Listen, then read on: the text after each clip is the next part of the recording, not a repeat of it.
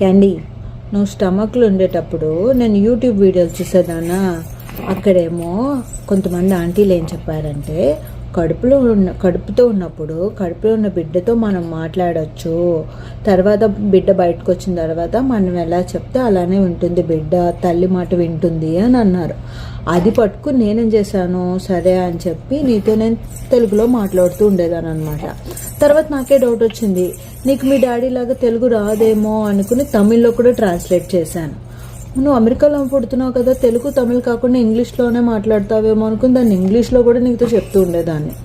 తీరా బయటకు వచ్చాక నువ్వేం చేస్తున్నావు, ఏ లాంగ్వేజ్లో మాట్లాడినా కూడా అర్థం చేసుకోవట్లేదు. నవ్వుతావేంటి,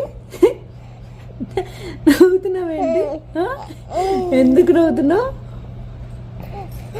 ఎందుకు నవ్వుతున్నావు? ఓ, వింటావా నేను చెప్పినట్టు, నా మాట వింటావా?